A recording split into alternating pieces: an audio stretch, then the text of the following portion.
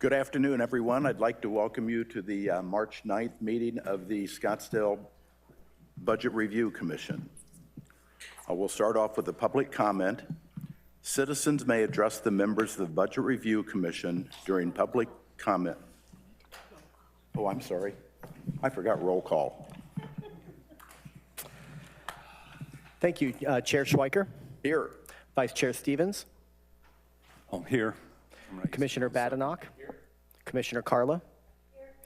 Commissioner Lettieri. Commissioner Newman. Commissioner Pullen. City Manager Greg Caton. City Treasurer Sonia Andrews. Here. Assistant City Attorney Jennifer Fernandez. And the City Budget Director is present. Thank you. Now we'll go to public comment. So citizens may address the members of the Budget Review Commission during public comment regarding any non-agendized items and on agendized items when the item is presented. Arizona law prohibits the commission from discussing or taking action on an item that is not on the prepared agenda. Citizens may submit one request to speak, a public comment card per meeting to the city staff. Public testimony is limited to 3 minutes per speaker. Written public comment cards can be submitted to the city staff at any time for an agendized or non-agendized items.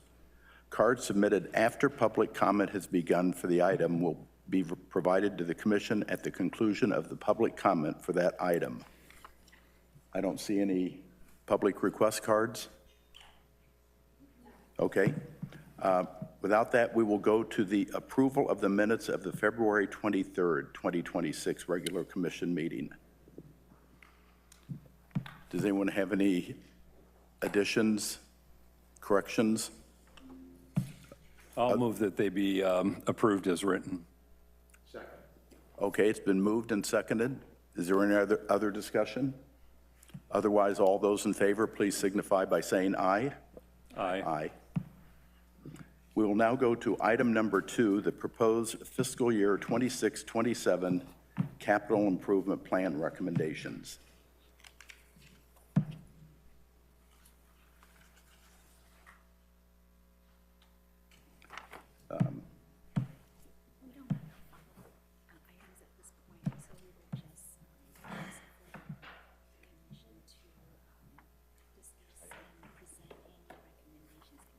Okay, so staff does not have any recommendations or anything, so we'll open this up for discussion among the commission for any suggestions, items they want to vote on, observations.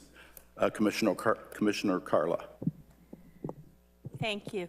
I sent it out to the group and then it went public after that. 4 recommendations I have, and I don't know if you want me to read them off and then staff will comment on them or how you want to do it, but I'll start with the 2 community facilities things, which are the Granite Reef Senior Center and the Paiute Neighborhood Center. They are both citizen-approved bond 2019 projects, and like anything else you're going to build, the longer you wait, the more it costs. And I guess I would ask this group to consider recommending that for the Granite Reef Senior Center, sometime in this CIP, that a feasibility study is funded to clarify the project scope and the responsibility of community partners in its implementation. And regarding the Paiute Neighborhood Center, this is a very well-used and critical community asset to a lot of people, like hundreds or more people. And it is falling down around them. And I know that some upkeep was done for a roof this past, year. But the more you keep trying to patch it up, the more it's going to cost. So I would ask for it to be unpushed, because it was supposed to be completed in, I think, 29, and that's been pushed to 32. And the question is, can it be put back? Because it literally is falling apart.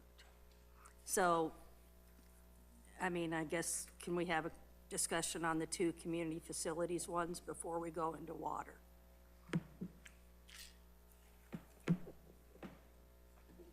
Commissioner Newman. Just a clarification, when you talk about the Granite Reef Center, it says responsibilities of community partners. Is that the policy question that we had in the last meeting? Is that what you're referring to there? No, it's ultimately, if the council chooses not to move ahead with this citizen-approved program, that's a policy decision. But if you go back in the data that was put together before it went out in the bond, it very clearly said that the adult daycare part of it would be implemented and overseen by community partners such as Honor Health. And that's what I'm saying is, because there is confusion out there, let's do a feasibility study. I don't even know if it has to be an actual feasibility study. Let's pull together the data that was put together for the proposal for bond 2019. And then, you know, whatever it costs to pull that together in this budget cycle, this, you know, coming up, then it would go to the council and a policy decision is made. So- Because de facto, we are making a policy decision by not putting it in the budget. Well, just, I want to put a ring around the scope of what voters vote for when they vote for a bond issue. They do get the idea that you're going to build some things and you need a bond to do that. I don't think they're necessarily signing up for policy changes in terms of adult daycare and things like that. So I wouldn't take that to a policy level. And that's when I say policy, that's what I mean by that. And so that's been my question last year and this year. As far as the facilities, I completely agree that if they're falling apart, whatever, and there's a bond issue for that, of course, we have to take care of what we have. Yeah, I believe in 2019 bond for Granite Reef Senior Center, it did specifically say adult daycare. Well, is But that, is the context a facility implementation or we're going to start an adult daycare program for which I had questions saying that there's going to be there's other state programs, federal programs to do things like that. I think that's the policy decision that Scottsdale and the council needs to wrestle with to say, should we get into that? Because that's a whole different expense item, which is aside from any bond issue that's ever been approved. Yeah, and I agree with you on that. That's why I'm saying, let's get it defined. And then the council can make the policy decision. But we can agree that for this budget here, we're talking about the facility, physical part of that, not the programmatic part of that. Well, what I'm talking about for the Granite Reef Senior Center is actually do the feasibility study for what bond 2019 said, and then it can go forward and have community discussion and a council policy decision. For Paiute, I'm saying, just put the darn thing back in the budget. So I would think that feasibility then would explore the legal aspects of, does a bond issue start a new operational program where operational expense goes to that? And that's where that would have to be part of a feasibility discussion as to whether the bond issue has that kind of scope. I would agree. Okay. Yeah. Commissioner Stevens. Yeah, I wanted to cover a process question now because we really haven't done this. We're asking for comments now as we complete each area. So I'm okay with that. My picture in my head, and this is what we need to talk about, I thought we would gather the comments, get an initial reaction from each other about whether we thought they had legs, and then put it on a parking lot list. Because there might be some things that happen that cause those things to go away as staff looks at it and finalizes their budget. So my question is that what we're going to do? Because then it's like, okay, fine, Carla's suggestions sound reasonable. Let's put that on the list of things we may include in our report at the end when we're done.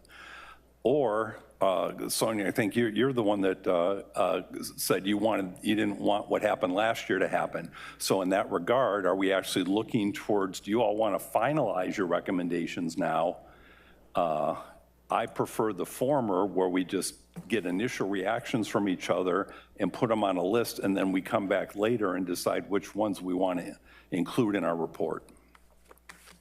Commissioner Carla, it was your motion. Do you have an opinion? Well, I mean, right now, it seems like there are just a few specific things, and that's manageable.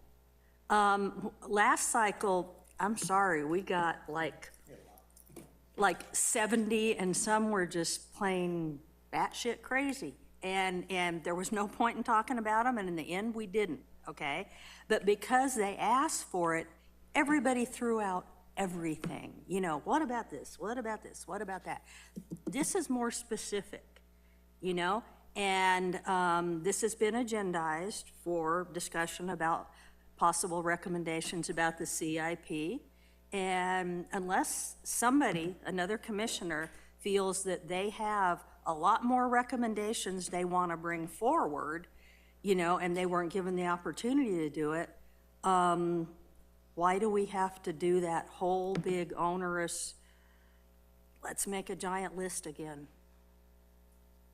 The only reason I mention that is if we get to my comments, mine could get answered to some degree before things are all done.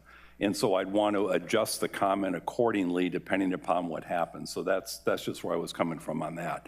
I don't object to any of your comments, although I will observe that the couple at the end are covered by one of the comments I had that was more broadly saying, hey, let's take a look at all the things that are pulled out. But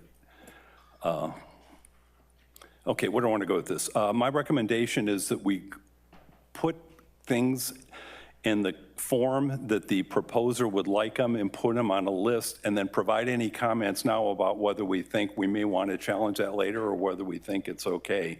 But I don't know that we need to vote on each one unless we have to. I just guess I would ask Sonia, where in the process does it fit? I thought right now we're supposed to be dealing with the preliminary 5-year CIP. So if we push it off, we're not getting it done.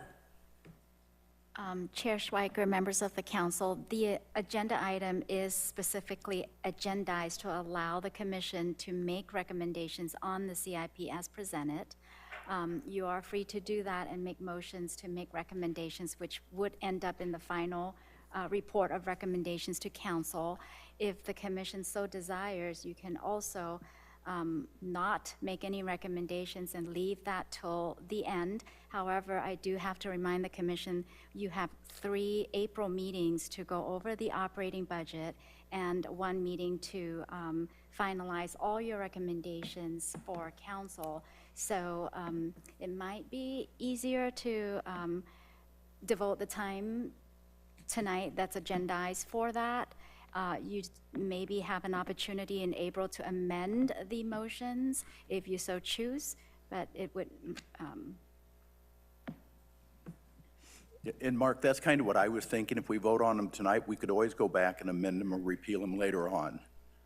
And I'm fine with that. I wrote mine in a format that I thought would fit nicely into a report as far as flow and style. So I'll just offer that to you all, but I agree, we can change whatever we want later. But when we get to my list, I'd like them all included in the report after you discuss them. So I'll make mine into a motion.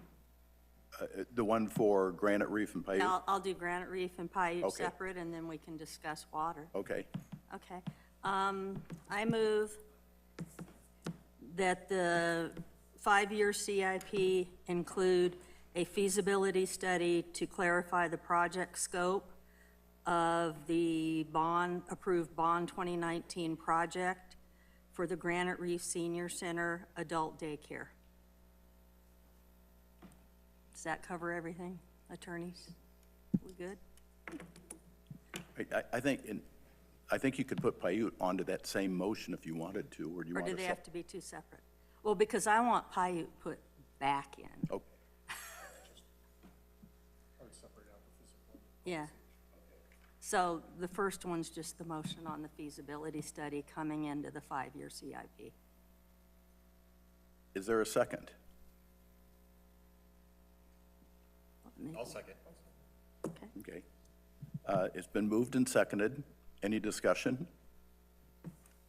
Otherwise, go ahead. I would propose to amend that to separate out and make sure the feasibility study addresses the question about the physical facility rebuild and the operational policy decision that the city would be taking on. Okay, however you want to word it, I'm So good I with would- that. So, I'm not sure what to say there. Whatever your motion, we take your motion, but the feasibility study would separate out the physical facility decisions and the operational policy decisions of adult daycare. But it would address both. It can address both, yes. Okay. I can agree with that. I'll second it. Yeah. Okay. I accept the friendly amendment. The friendly amendment has been made and seconded. Is there any further discussion? Otherwise, all those in favor, please say aye. Aye. Motion carries.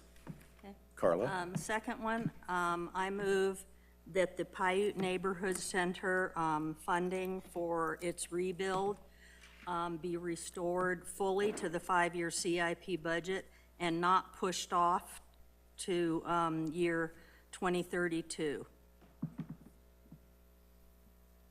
Is there any discussion? Commissioner Newman? Does that include any adult daycare? That's my hot button. No, there's not any I can agree. there.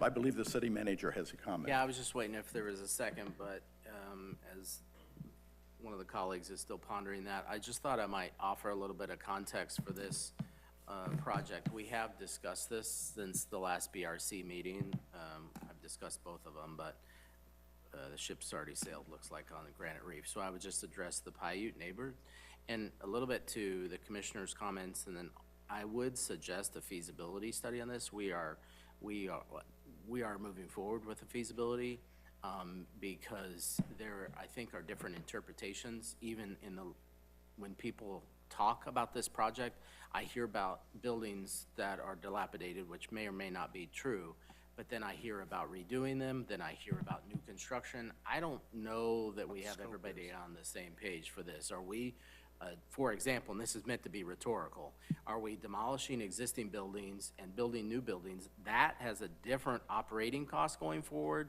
That has a different expectation. Are we redoing existing buildings? I think there are different views on this, and so I think a feasibility study would actually address how we move forward and the cost, quite frankly. Because again, those are two very different, or at least three different scenarios and costs moving forward. And that's fair enough, because there was a proposal which was accepted by council, which included housing, second-story housing, and that went away.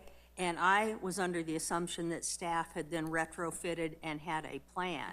But if you're saying they do not have a plan, then I could change my motion to say that a feasibility study to identify the rebuild of Paiute Neighborhood Center be included in the next budget, not 5-year CIP, the next budget, and then implementation in the following 4 years. That would be in alignment with the path that we are on now, based upon your comments at the previous Then meeting. that's my motion. Is there a second? Second. Okay. Is there any further discussion? Otherwise, all those in favor, please signify by saying aye. Aye. Aye. Opposed? Motion carries.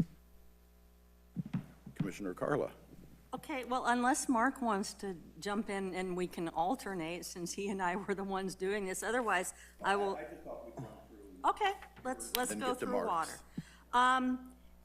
The removal of the Bartlett Dam funding and the removal of the APRW funding, and I completely understand where city manager is explaining that they need to have better numbers before they want to put it in there.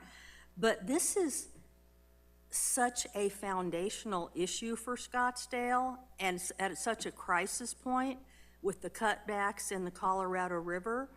And it is long identified that these are 2 prongs of the 4-prong Scottsdale plan to address our water future.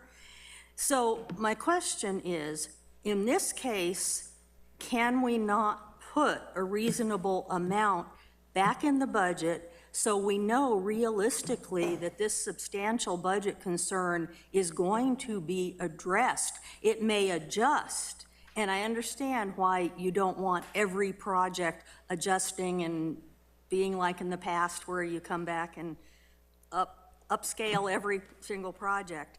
But if we don't put it in there, I go back to the term, it is a de facto policy decision.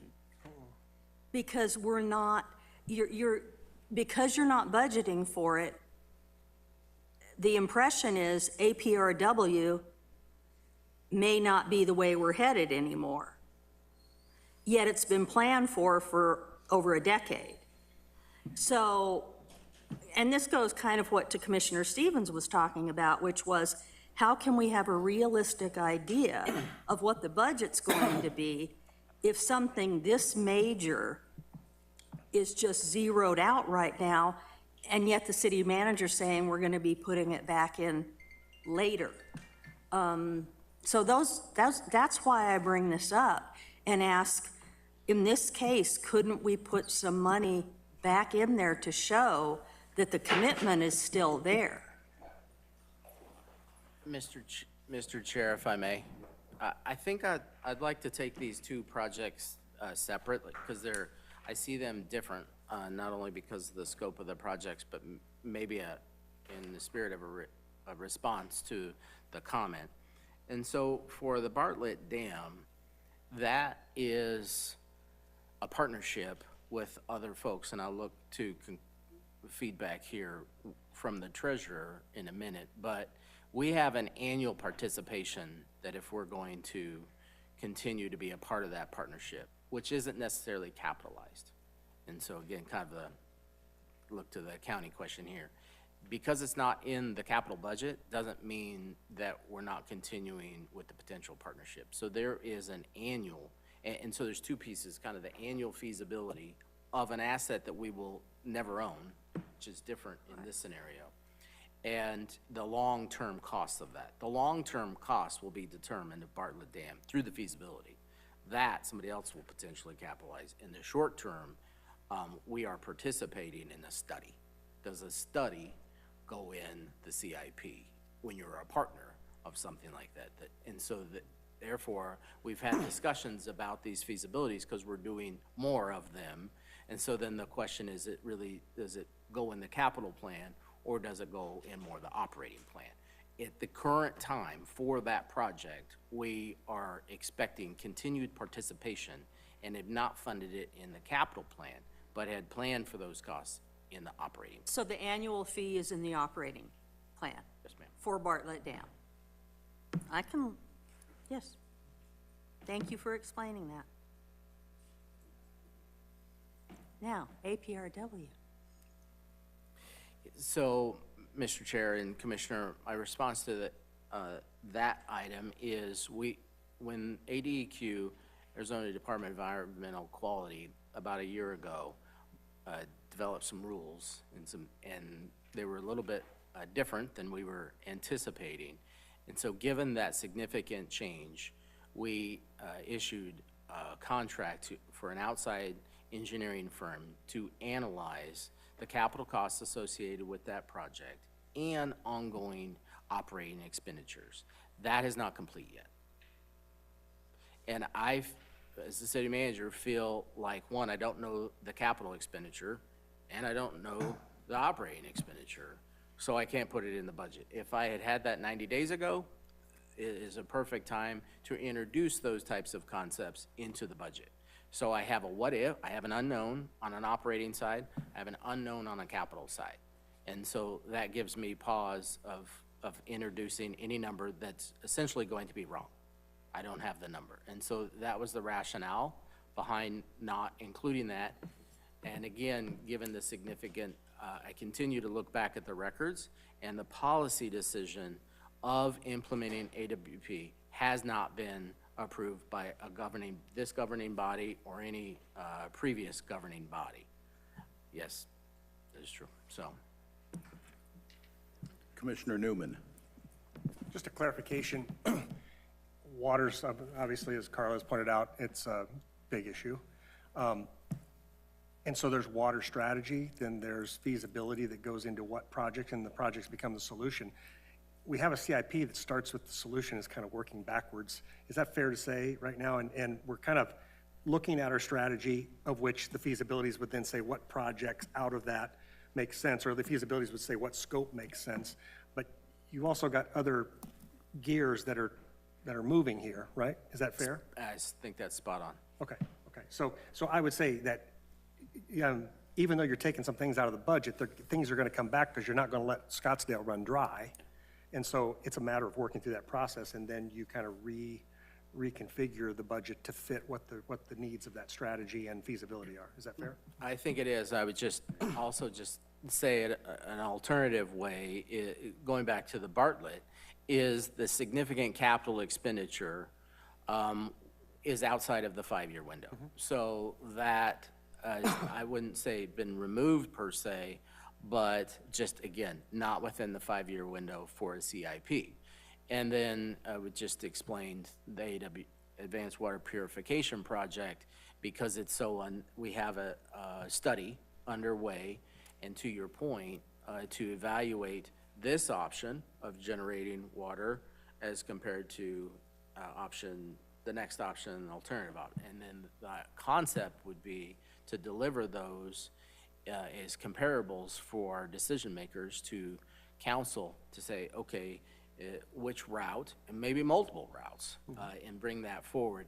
And unfortunately, just given the timing of that project is just a little bit behind the budgetary process. Yes, do you have a timeline for this? Keep saying spring. So unfortunately, I think it's going to be after the budget process. Might end up after we do our staff review and understanding, and again, bringing alternative approaches, might be early summer, by the time that could come back to city council for consideration. So this could be something that comes to the Budget Review Commission next year.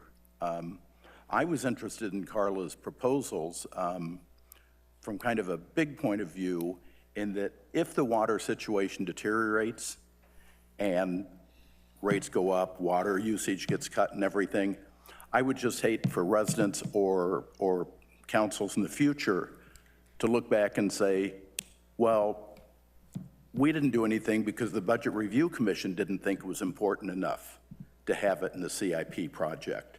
So if we have assurance that there will be something next year for the Budget Review Commission to look at, I'm not wild about that, but I think that might satisfy me. Commissioner Newman.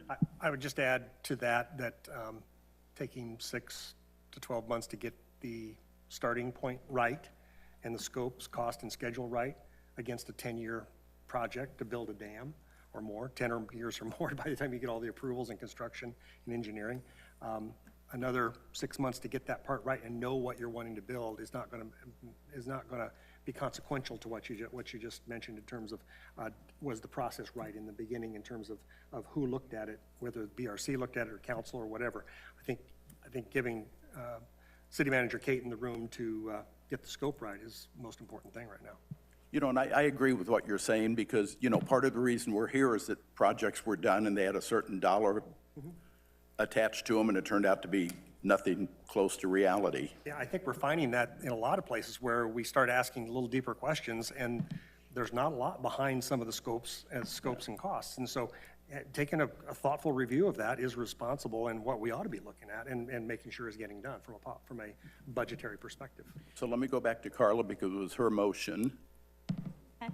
Can I get a clarification first, though? You said that this has not been, the APRW has not been adopted or by a previous council or anything? Advanced water purification has not been approved by a governing body to move forward. Well, I'm looking at a document where on June 25th, 2024, then the head of the water department, Brian Beesmeyer, had a work study session with the council on the strategic water plan 2025 through 2030. And he was given direction by council to proceed with this. Mr. Chair and Commissioner, couple elements. I'm not going to be the attorney in the room, but I do think we might want to keep this conversation narrow because it might get outside the scope of what is agendized today. But I will briefly provide, I'll use that strategic plan and use it analogous to a master plan. And when we present master plans to our elected body, they're inspirational, they're aspirational, and we don't have funding that aligns with those. That is community engagement. This is if some grants align. This is the whole picture. If we could build it at one time, what would that look like? So I use that as it, and I remember, and because I was here then, and councilman said, is this our approval of that project? And the answer was no. That was a high-level strategic plan of here are some strategies as we have the impending shortage or cuts to the CAP. How are you going to fill the gap? Here are some strategies that we will explore, and we will return to the decision makers to determine the analysis and which one's best to move forward with. We still need to do that work, and as was just illustrated a few minutes ago, option A versus option B versus option C. Those need to be determined by the governing body as presented by us with good feasibility studies of the ongoing costs in addition to the capital costs. And furthermore, this body a year ago pinpointed the AWP. Might have been in a different room and said, wait a minute, you went from approximately 15 to 20 million, and now it looks, and now it's significantly more than that. You should look at this project. So we did what you told us to do, so that was one of them. Then furthermore, back to your exploration of talking about feasibility study, there was a suggestion of creating the Tiger Team. Commissioner Stevens, we did the Tiger Team. The Tiger Team has developed over the summer periods continuing on. That's just the capital review group, and had determined the feasibilities needed to be conducted in a number of these areas. As you've identified, they weren't solid professional engineering numbers, and so therefore that's kind of why we took a step back. So to your point, that strategic plan does not authorize, does not give direction forward. Budget does in some instances, however, it doesn't in this case particularly align with the previous fiscal years or where AWP had been funded. Okay, I appreciate the information, but just for clarity, because I don't want to misquote you, are you saying that the city of Scottsdale has never authorized the APRW program? What I am saying is that we had a pilot, and that license is expired. ADQ developed rules that we have to abide by.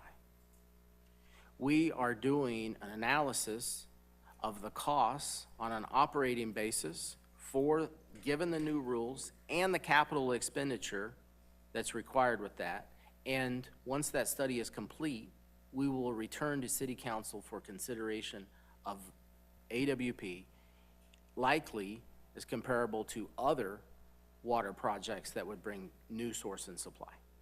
Okay, well, one final question, and then I'll make a motion, which I know is going to fail.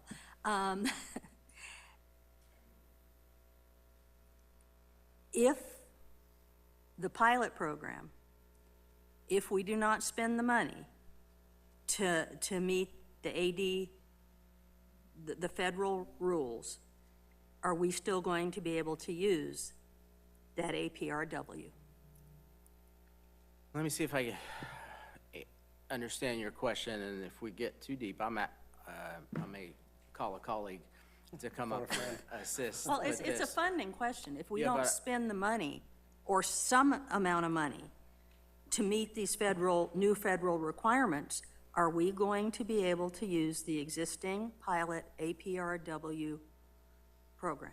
What I would say is that we had a pilot program, and quite frankly, beta tested it and it worked. But the rules have changed, and that license, I'll use that, or has been, and I'm not using the right technical terms here for you, just give me a little grace in that regard. But there are new requirements now.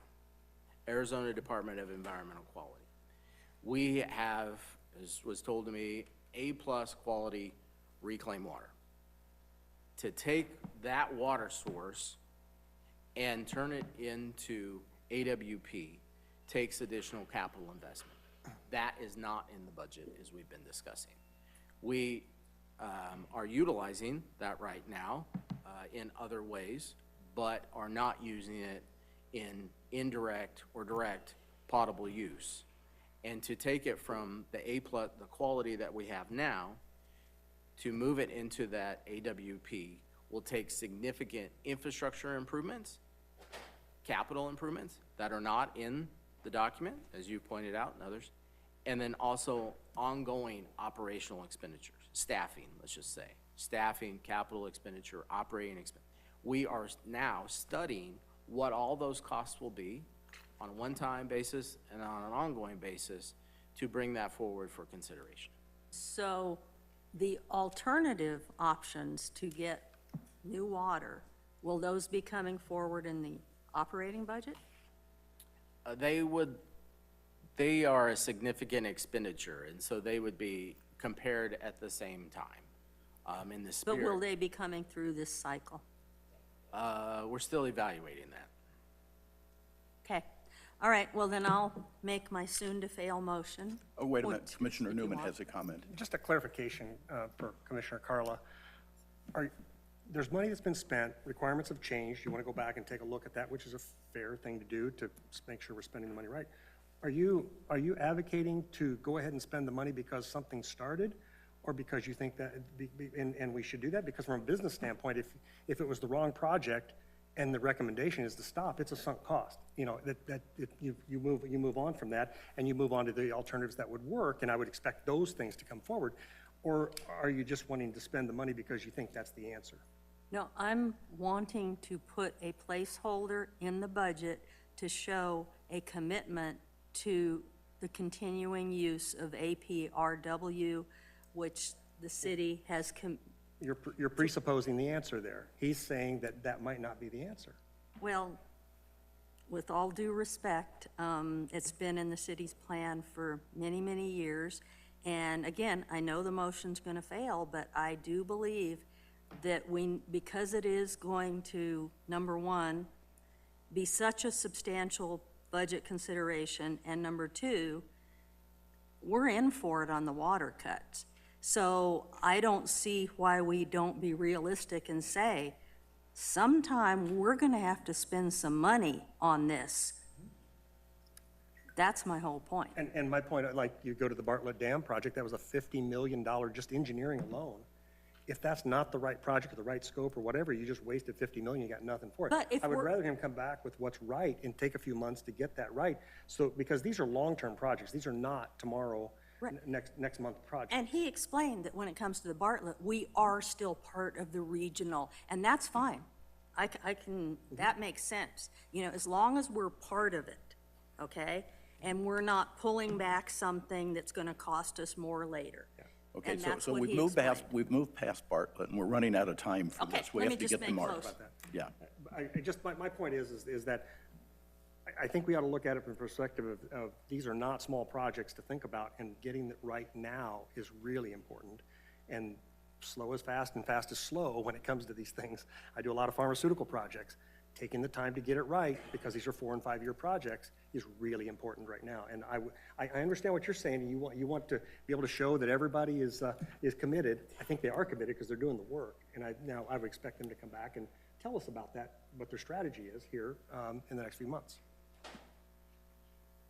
I move that the BRC recommend to the city council that that a certain amount of money as a placeholder be put back in the 5-year preliminary CIP for the APRW program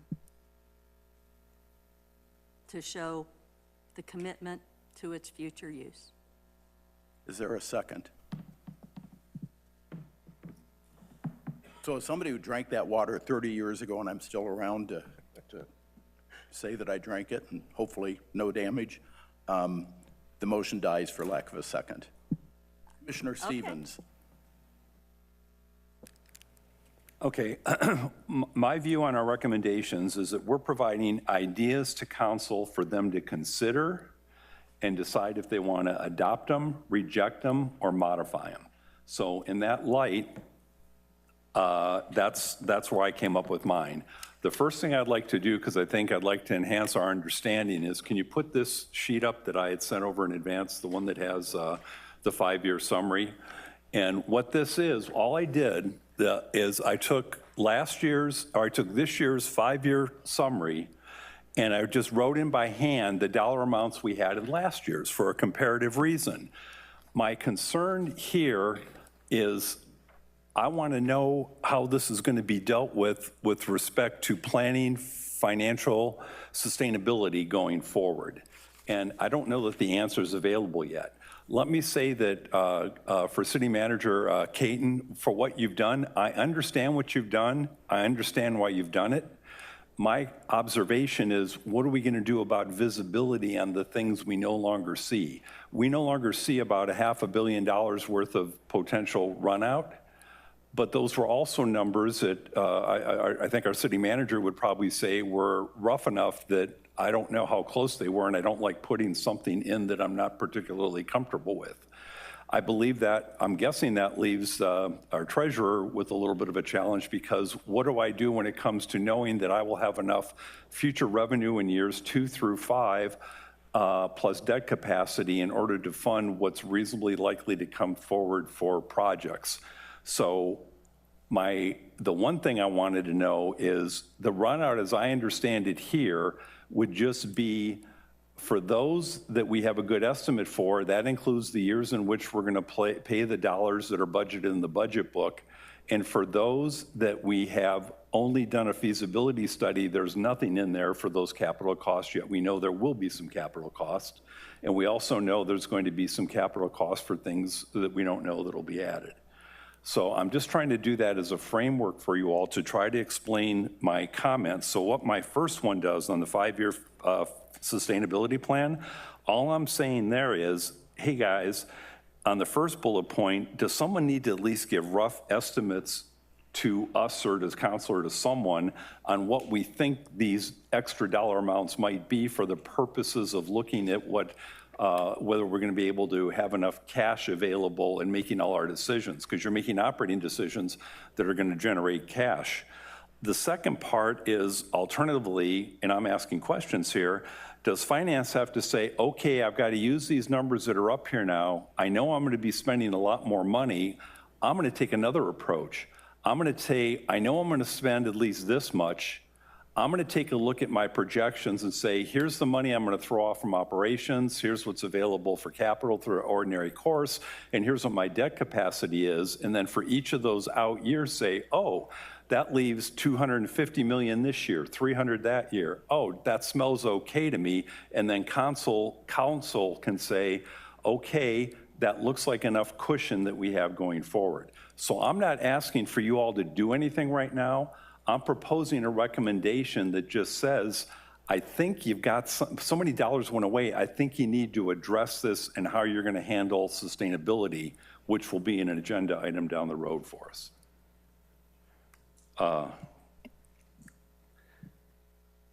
And I'll tell you what I'll do. I've got 3 bullet points there. Go ahead and take the third one out that says a final consideration. We recommend there be some broad education.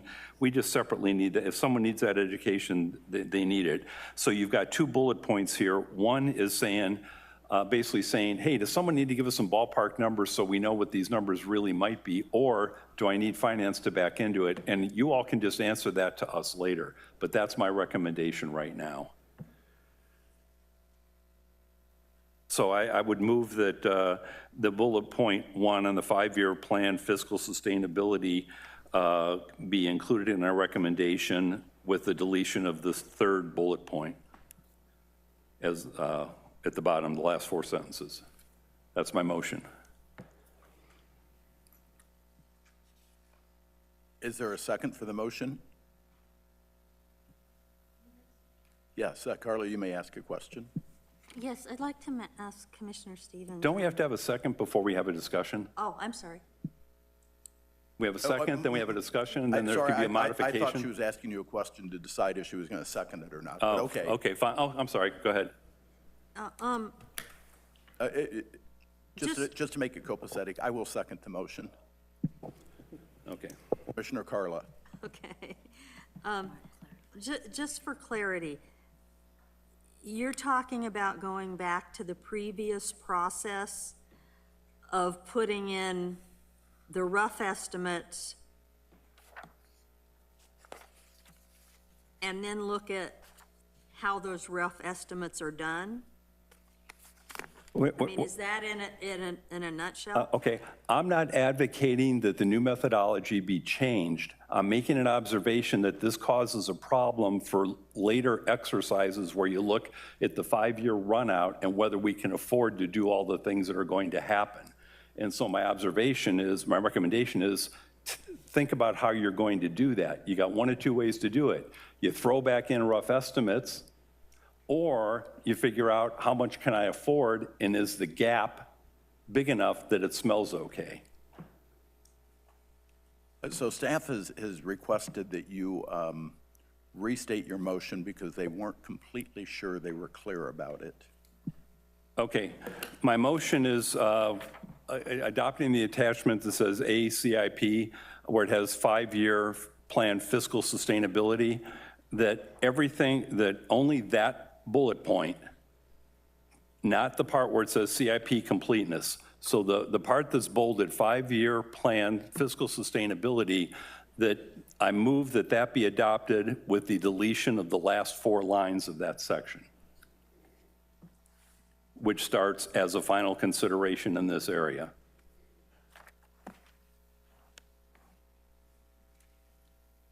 Commissioner Carla. Could I ask for some staff feedback on this, please? I'd be happy to. Commissioner Manager. Thank you. So first of all, I appreciate the analysis and the thoughts on it.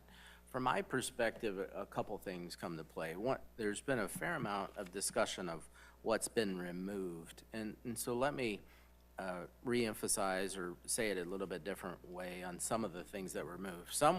We've captured most of it, just didn't feel like an accurate number in some of those. But maybe the category we just glossed over, and maybe this helps, is improvements we don't need. And so here's an example. There's a capital project, I'm trying to keep it anonymous to save face with the department, but through the process, we went through every single capital project with the Tiger team, and asked questions about the status. Are they done? How much longer? We're trying. You saw a lot. We're closing them out. We need to close out these projects. Why are they lingering on? So we closed a lot out. And then why is this project? And I asked one of these. It was in about year 4 or so, if memory serves me. One of these. And I said, what about this project here? And I'll call it growth related. And I said, well, wait a minute. How do we know we really need that at this pace of growth at development? They go, actually, you're right. We don't need it. And we removed it. It just wasn't needed. So there are some of those projects that I think it was just get everything on the plate, get it out there, versus really some analysis. And what we did is we went through and really analyzed all of these projects. And if growth starts to really spike up a little bit, and we need that in year 4 or 5, then we certainly add it back in. But at this point in time, based upon the director's response to that question, we didn't need the project. So we removed it. And there are a good number of those. As you all know, I think one of the number 1 rules with budgeting is priorities. And so that's would be my answer to the long-term sustainability on this, is priorities. So hopefully that helps the discussion. But I did want to mention that other category where some, quite frankly, are just not needed.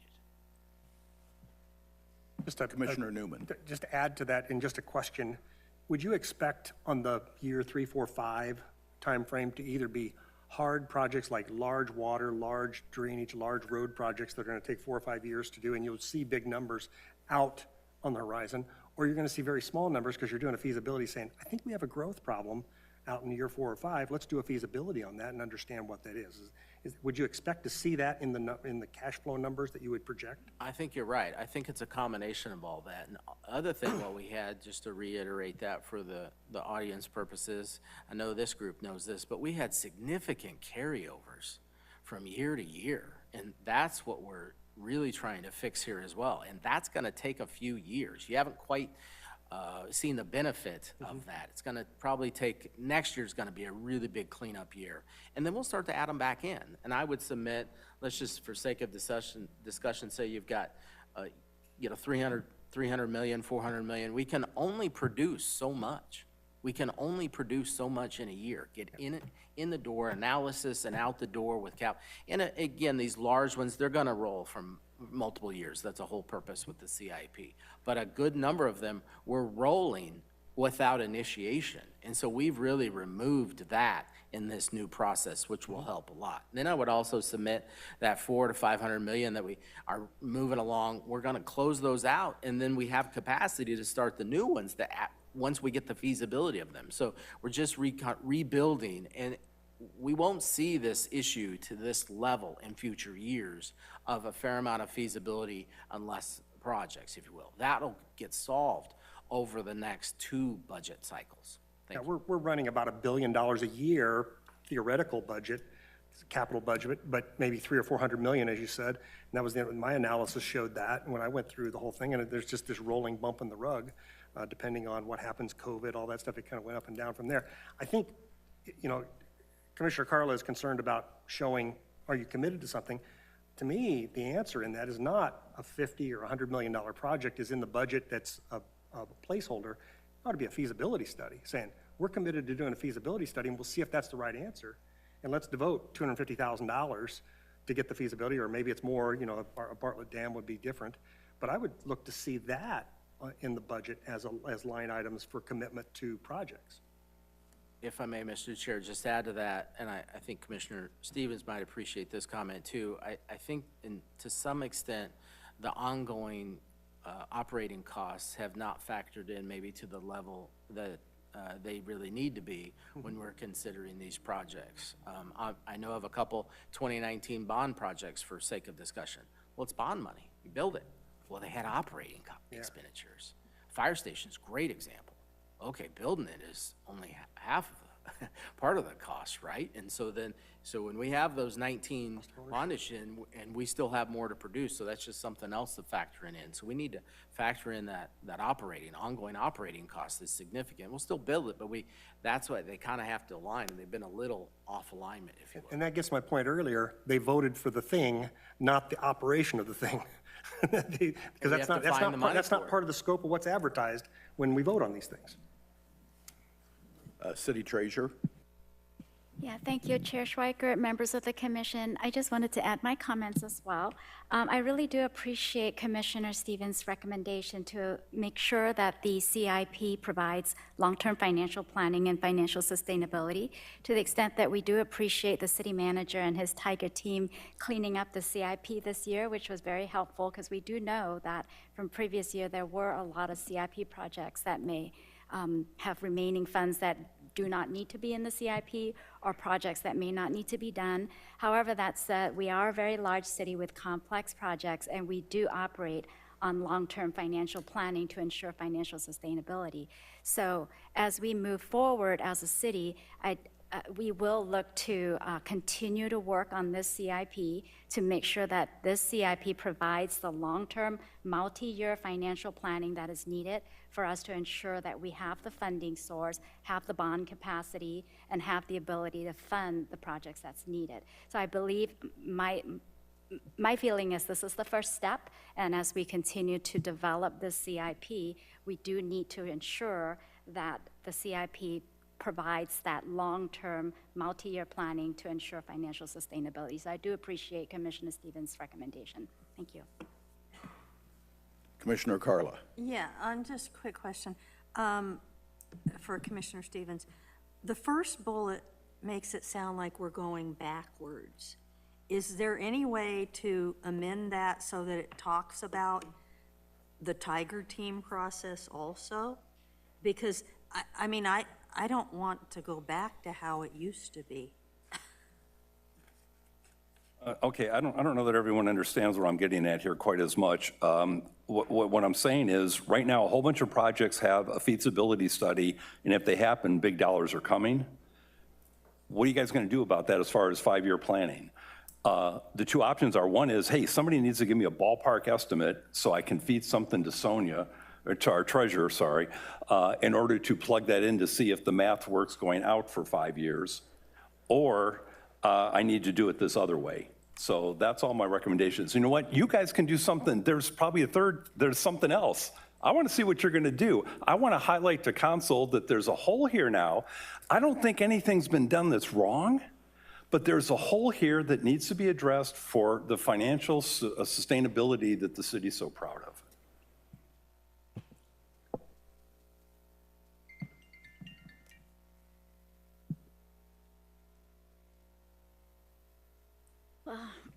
Chair Schweiker, members of the commission, if I could offer some assistance, like if you look at the transportation totals in years 4 and 5, for instance, perhaps there will be more project costs that will eventually be added to those. Same with the water improvements, as you can see in years 4 and 5, 28.7 million, if I may offer that as an example, and year 5, 34 million.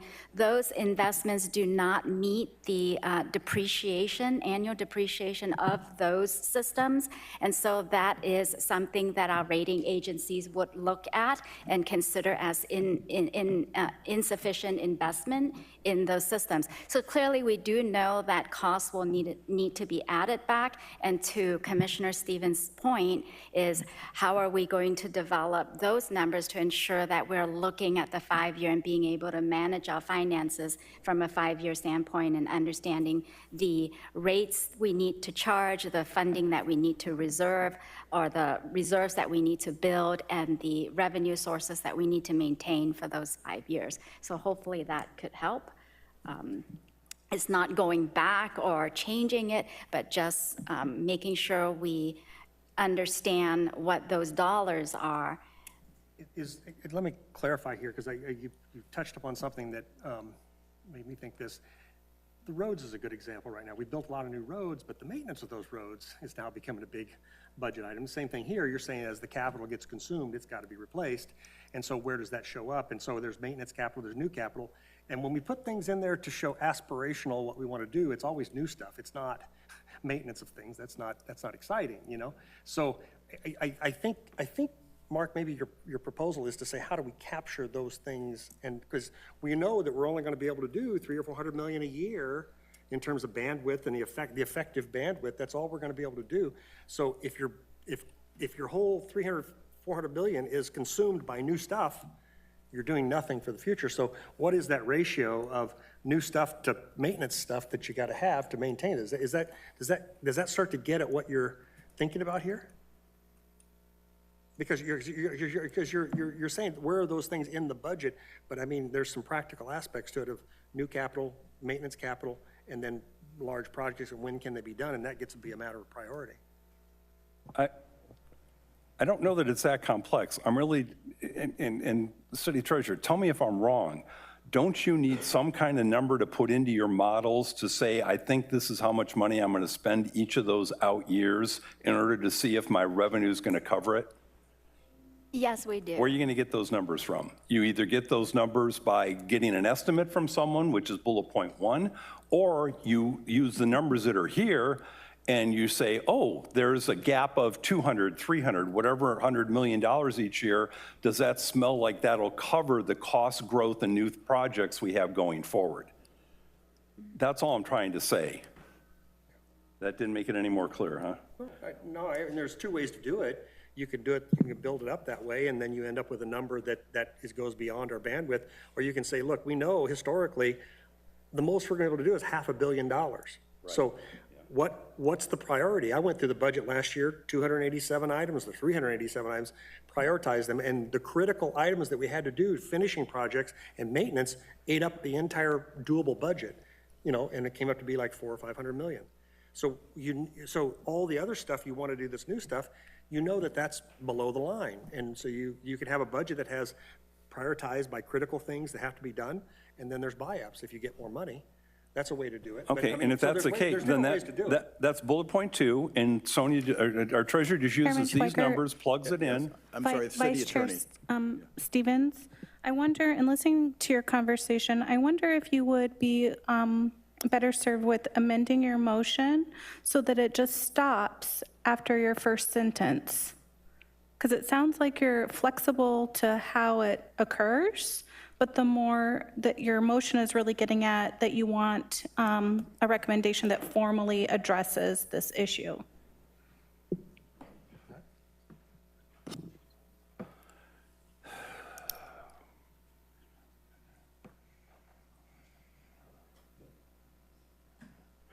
Okay, then I'll amend the motion to delete everything except the single sentence that follows the words five-year plan fiscal sustainability, because all the explanatory stuff here appears to be confusing people, but I think our treasurer understands where I'm coming from, and she'll figure out how she wants to address this.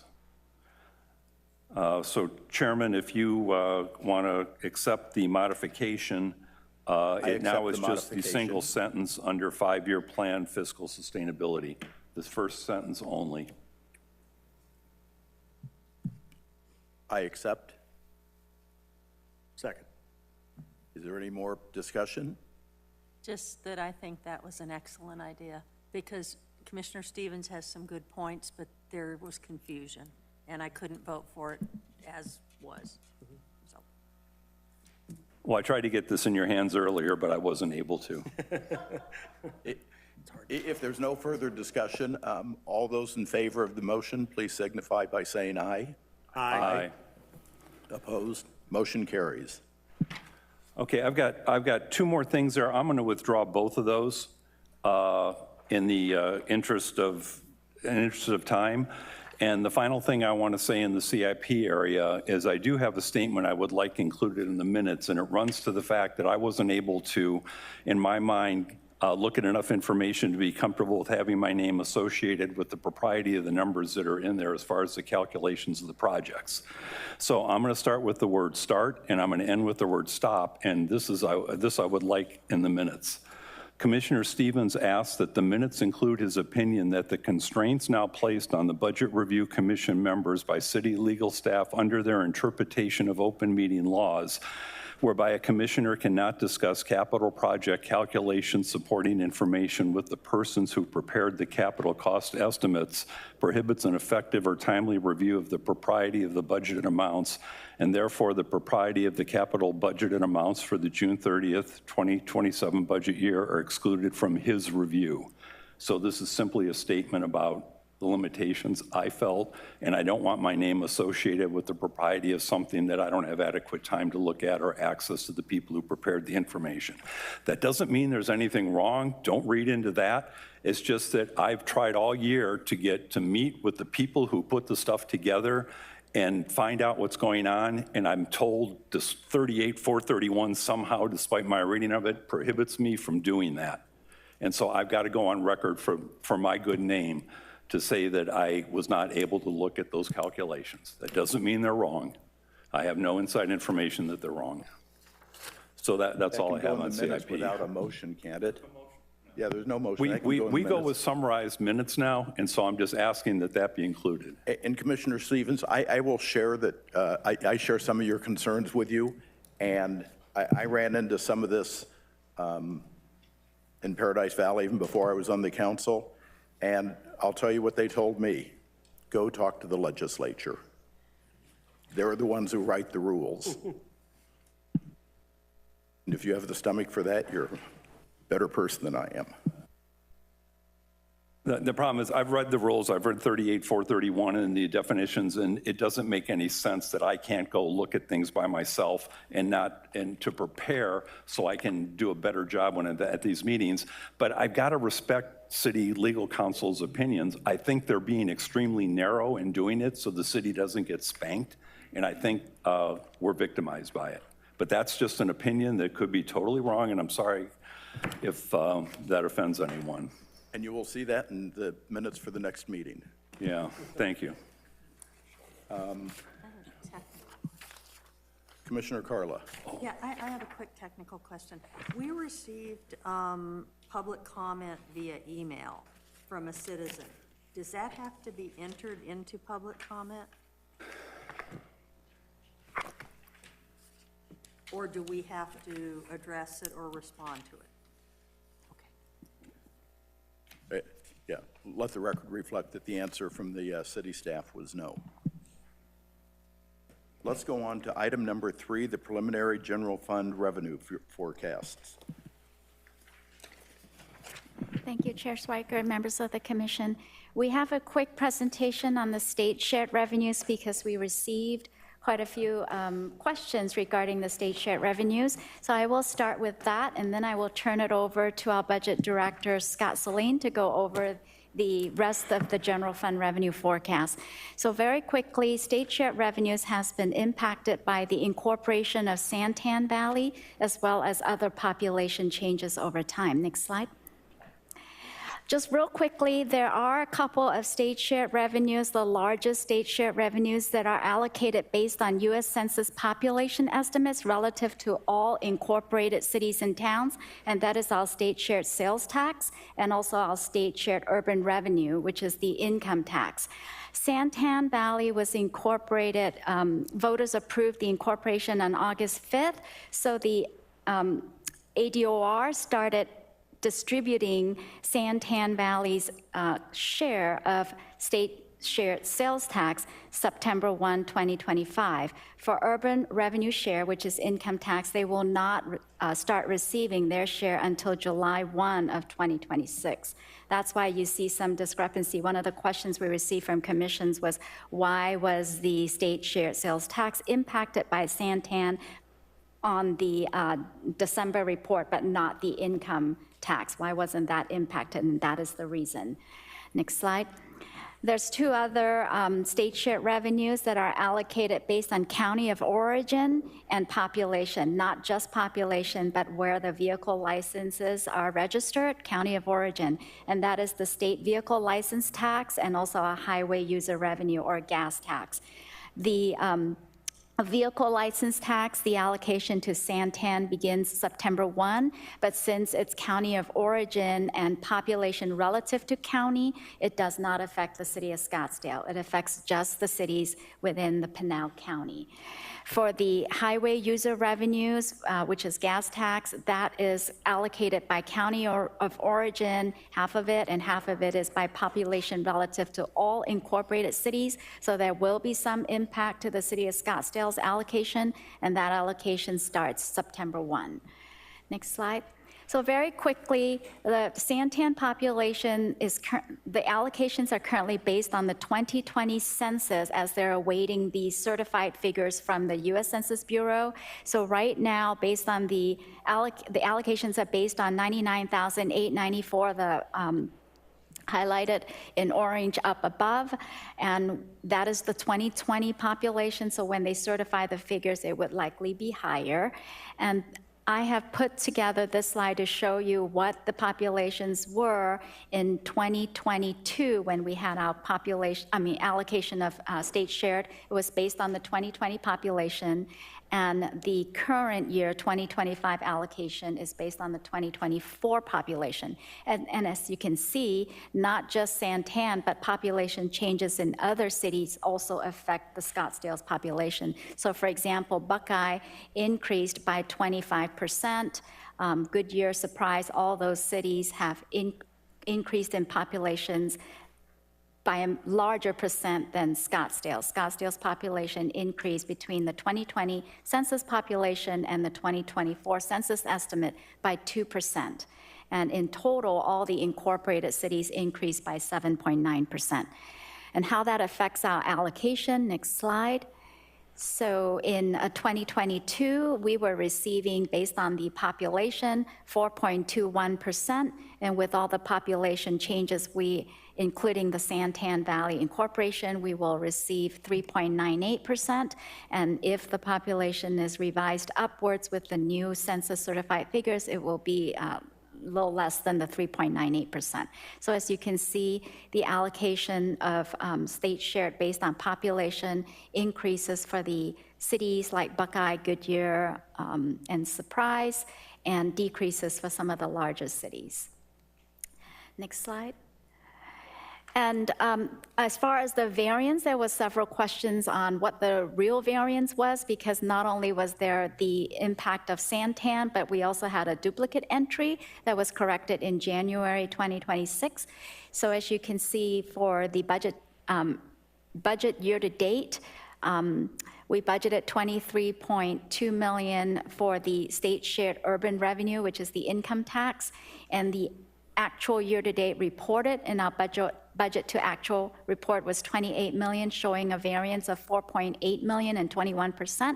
There was a duplicate entry that we discovered that was corrected in January. Without that duplicate entry, the corrected amount would be $24 million. The variance of $0.8 million or 3% was due to a one-time adjustment that on the state's final urban revenue distribution amount that was not anticipated when the budget was developed. I think that's my last slide. Any questions? And I can turn it over to Scott if you don't have any questions. Was this on revenue, or was this the budget to actual you were going over? Both.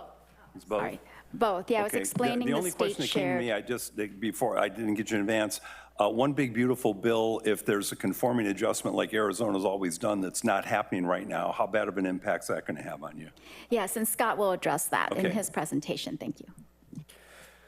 Good afternoon, good afternoon, Mr. Chairman, members of the commission. Happy to be here with you today to discuss our preliminary general fund revenue forecast for the fiscal year 26-27 budget year that's coming up. Before I kick off, I do want to emphasize that these projections are preliminary. It is possible that there may be some adjustments to some of these categories as new data comes in, as there are maybe actions taken by the legislature, but what you're seeing tonight should be fairly close to what makes it into the proposed budget that will be released in early April. As we go along, I'd welcome any commentary from the city treasurer or city manager if they'd like to provide additional insight. With that, can we go to the next slide, please? This slide shows our general fund revenue projection of about $472 million for fiscal year 26-27. The pie chart shows how that $472 million is broken down by individual category. We'll take a look at some of the largest categories in this pie chart in a little more detail. We won't be able to talk about all of the little ones, but our largest is by far the local sales tax at about $200 million. Our three state shared revenue sources combined to be about $103 million, the orange wedge at the bottom. Our primary property tax, the green wedge, is about 9% of total general fund revenue. Utility franchise fees generate about $25 million. Building permits and fees are about $24 million. Charges, licenses, and fees are about $18 million. I skipped over interest income at about $19 million. Between those sources, that covers about 90% of the general fund revenue, and the remaining 10% is encompassed by that half dozen or so smaller categories right there. Can we go to the next slide, please? Before we dive into the details a little bit more, we wanted to talk through some of the main revenue assumptions that we're holding right now for fiscal year 26-27 and for the 5-year budget period that we are budgeting for. The big picture is that we are cautiously optimistic about the economic environment and about our revenue outlook. We're projecting stable growth in our sales tax. We see more modest growth in our state shared revenues due to the higher population growth of other cities that Sonia just discussed with us all. We do anticipate about a $1.5 million annual general fund loss from the incorporation of Santan Valley. And a big unknown out there is sales tax conformity. We'll talk about that a little bit more on, I believe, the next slide, but I'm sorry? So for property tax, we are limited to 2% of our levy plus new construction. We see mixed growth in the utility franchise fees and reduction in the cable TV franchise fee. We'll talk about that a little bit. And then finally, some mixed growth and some reductions in the charges, license, and fees. Can we go to the next slide? As always, there are some risks to our revenue forecast. We wanted to point out a few that we're facing and that we're aware of right now. There are a wide range of uncertainties out there, both on the economic front and on the geopolitical front. And the ultimate impact of those events and factors are yet unknown. We did talk about federal tax conformity and the potential impact on our state shared income tax, or urban revenue sharing as it's sometimes called. In our projection, we have not baked in any conformity impact into our revenues yet. But if the legislature and governor were to adopt a full conformity package, we project about $3.1 million in annual revenue loss as a result of that. As I said, we haven't baked that in because we just don't know what's going to make it to the finish line. There are partial conformity scenarios out there. We're just waiting to see what's going to make it. And when that happens, we will adjust accordingly. There's always a potential risk through legislative action to our revenues. We've got a couple of bills listed there on the slide. That's by no means the only two bills that could impact our revenues, but these are two particularly noteworthy ones. House Bill 2290, which did fail in the House. Doesn't mean it can't come back, but that would make significant changes to our TPT and has a new definition of business location. We estimate that could cost us about $18 million in revenue if it were passed and signed into law. House Bill 4030, which would place a freeze on municipal rates and fees, would also be a significant revenue loss. I don't believe that's been voted on yet, but that is something that's out there. We'll continue to monitor the legislative environment, and if there's any bills that are passed, we will adjust our revenue projections accordingly. Can we go to the next? We provided just a few economic indicator type slides to give you a general idea of the economic picture that we're seeing. This slide shows the real GDP, real disposable income, and real consumer spending growth that's projected during the fiscal year 26-27. These projected percentage changes show kind of a slower, steady growth, which is kind of what we're seeing. Can we go to the next? This is the Consumer Confidence Index. You'll see that after kind of the big dip in COVID and that gray bar around 2020, for the last few years, it's kind of hovered between 90 and 110, more or less, which indicates kind of solid consumer confidence. Can we go to the next? This is the last economic chart that we have. This comes from the state. It's showing fairly steady growth in consumption, as shown by that kind of copper solid line. It's showing fairly steady growth in consumption, as it's kind of pithily described on the slide there. People keep spending. And what that means, it does seem like rising assets are boosting spending in wealthier households, while working families are kind of seeing their spending constrained due to rising costs. Can we go to the next slide? So we have some specific slides to show graphs for these largest revenue sources, these 5 that are listed. That's about 80% of our total revenues and transfers into the general fund. Could we go to the next? These slides should look fairly familiar. They're kind of updated from our December meeting that we had. Just to reinforce, so this is our local sales tax, our 1% general fund sales tax, the budgeted amount in red, and the actuals in yellow. Again, the budget and actuals were tracking fairly closely until we got to the pandemic, when we anticipated a drop in general fund local sales tax, and what we got was an increase. And then even as we tried to increase our budget in future years, we didn't quite keep up with the actuals, and you kind of see that pandemic stimulus bubble, I guess we'll call it. And you'll see that it's kind of starting to even off a little bit. Focusing on fiscal year 26-27, all the data points to the right of the white line are for the 5-year budget period, with the first one being fiscal year 26-27. We're projecting 3% revenue growth in fiscal year 26-27, and then over the 5 years, we see that growth start to pick up a little bit in the out years as we return to our long-term trend over the 4th and 5th year. Can we go to the next? This chart shows a breakdown of our individual sales tax categories. This chart is way too busy to go through everything, but there's a few things that I'd like to point out. The bright red line at the top is the miscellaneous retail category, and I point that out to show how large that is compared to the rest of our categories. And the next closest is the black other taxable line, which is really a combination of about 6 or 7 individual categories that many of them we've started splitting out over the last 18 months or so. But they're combined in this chart here. The next, let's see, the last category I would point out, sorry, could we go back one? The last category that I would point out is the yellow rental line. You may have heard about this, but it was kind of, saw some steady increase over the years. Then you see it start to dive down in fiscal year 24, 25, 26. That is due to the elimination of the residential rental tax by the legislature. And I'll just emphasize what's in the upper right-hand corner. The miscellaneous retail and the other taxable categories are the categories that we have showing higher growth. Could we go to the next? This is on to our state shared sales tax. Sonia described this earlier, but just very briefly, it kind of follows a similar trend to what we looked at for our 1% sales tax, with actuals during the COVID years kind of outpacing the budget, and now they're starting to align again. These overall projections are based on the state's projections of sales tax collections in the upcoming years.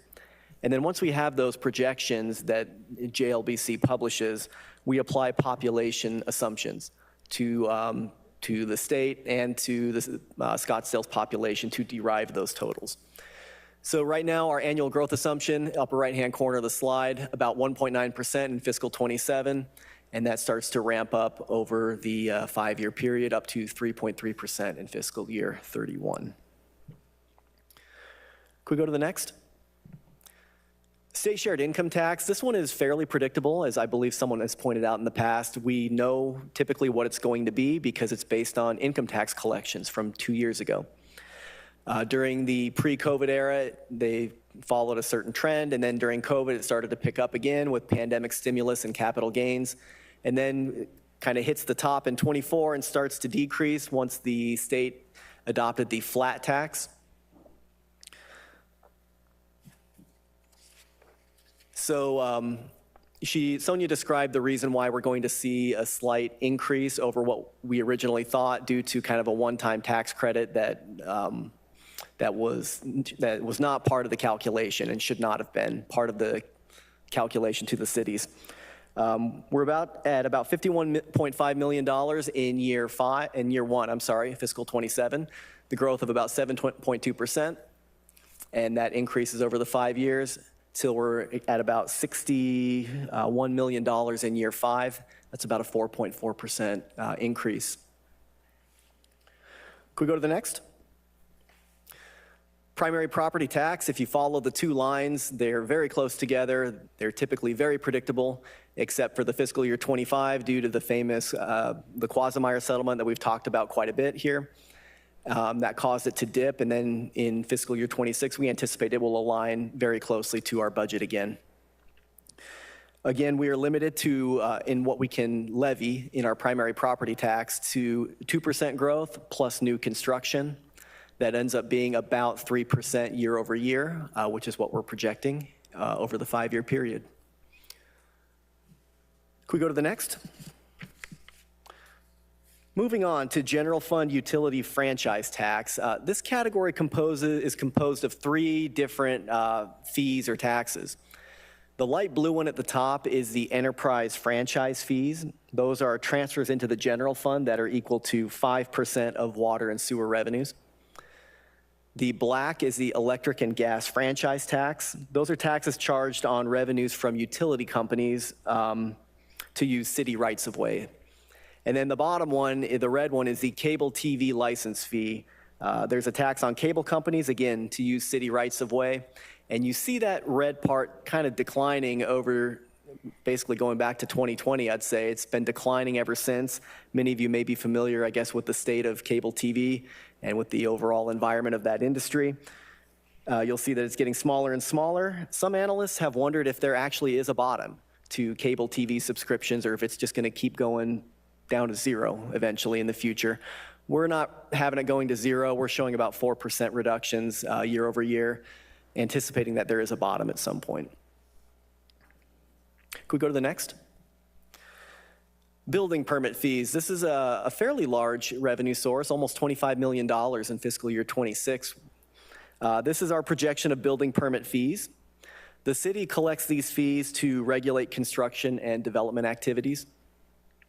The fees are to pay for the administrative work that's needed to ensure that our development projects are in line with code and standards.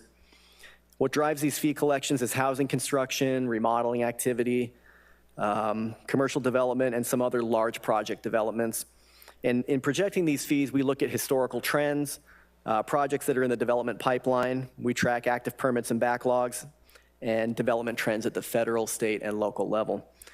These fees are generally speaking sensitive to the overall economic conditions, like things like housing inventory available and mortgage interest rates can impact these fees. There is some resilience to that in Scottsdale given the luxury factor that exists within the city. Our planning and development department has said sometimes that the large-scale economic factors have occasionally unpredictable consequences for these fees. For example, I guess during COVID, we anticipated a slowdown on certain types of development, which did happen, but there was also an increase in home additions and remodeling with people working from home. So the point is just that sometimes these economic trends, it's not known exactly how they're going to impact these building permit fees. So as you can see, we're taking a slower growth projection for this revenue source, 1.1% in 27, and right in that range for the remainder of the 5 years. And I believe that's the last slide I have. Could you go to the next slide? Thank you. I would welcome any questions from the commissioners about this initial preliminary revenue projection. Commissioner Carla and then Commissioner Newman. Yes, I just have a very quick question for the city manager, actually. Has your legislative team said if they think HB 2290 is going to come back as a striker? We've not received that information yet, or confirmation. Okay. Thank you. Commissioner Newman. Thank you. Scott, I'm looking at the local sales tax. That's probably your biggest number item in there, 200 million. And it looks like in 23, 24, 25, 26, it's pretty flat, okay? Because pandemic stimulus was coming off, but I would expect some growth in there. But all of a sudden, we start going to 4.5% growth. And with local sales tax, we've got our population growing at 2%. Sales tax rate is staying the same. So where does that kind of growth come from? And then I've got a follow-up. Thank you, Mr. Chairman, Commissioner Newman. We see some performance in several categories that would, we believe, support a 3% revenue increase in fiscal year 26-27. We've seen some additional retail activity. Could you go to the previous slide? Oh, I'm sorry, Sonia, did you want that one? Yeah, right there. Most notably the miscellaneous retail. We believe that we're seeing some activity in that category that would justify projecting that 3%. And also kind of in the restaurant category, we've seen some overperformance there. And when taken together, those factors we think supports a 3% in year one of the 5-year planning period. And then over time, we anticipate returning to our long-term trend, which is about 4.5%. Okay.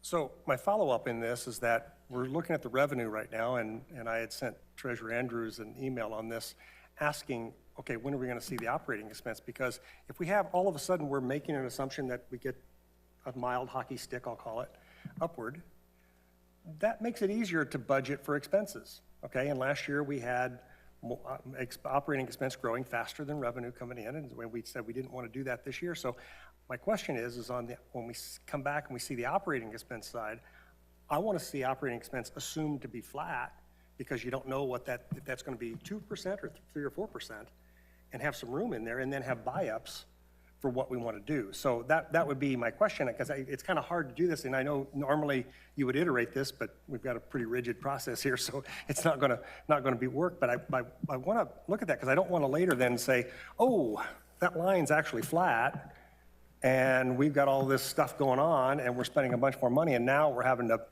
scramble for money somewhere, or something happens where some revenues go away in another category. So I'd like to understand your strategy there. Chair Schweiker, members of the commission, you're absolutely right. When we balance our budget and when we work on expenditures, we are focused on making sure ongoing revenues cover ongoing expenditures, that ongoing expenditures do not exceed our ongoing revenues. So you are absolutely right. There will be some operating expenditure increases, but those are offset by operating expenditure decreases. So an example would be we paid down the PSPRS liability. So our PSPRS for police contribution was at 53%.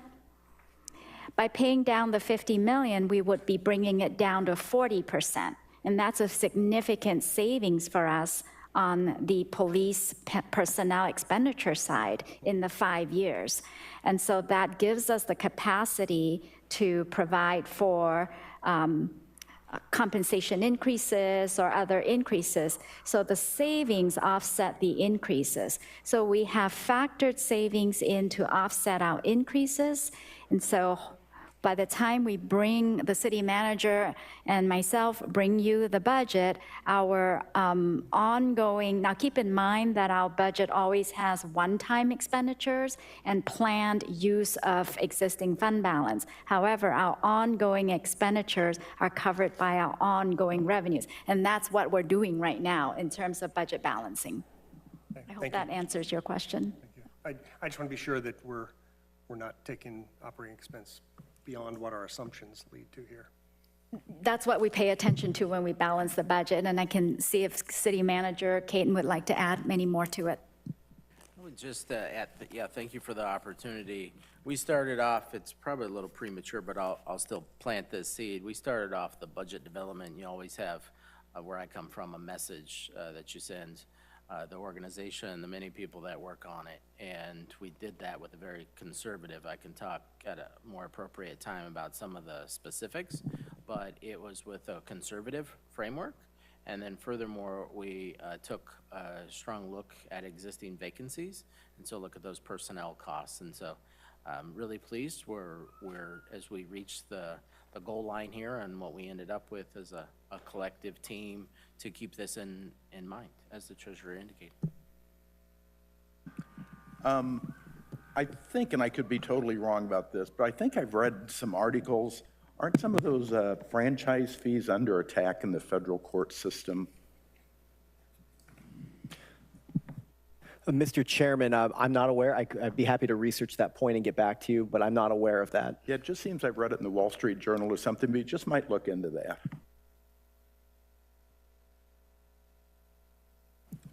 Okay, thank you for that. I don't think we have anything more on the general fund revenue forecast. Let's move on to item number 4 for the budget to actual report for the quarter ending December 31st, 2025. So Chair Schweiker, members of the commission, what we thought we would do with this item, we do not have a presentation, but we did receive about 9 questions from Commissioner Stevens, which we handed out responses to. What we thought we could do, if it pleases the commission, was to go through each of these. For me, you don't need to go through. I like number 1 and 4 were the only ones that I thought maybe needed a little additional discussion, but that would depend on whether any of you would like to have some of them talked about further. And I think you already covered number 1. I'm sorry, you already covered number 1. So the only thing out of all my questions I still a question about is the ambulance service going to cash basis or something. I'm not really sure what you're talking about there, so maybe just educate us on that. Yeah, Chair Schweiker, members of the commission.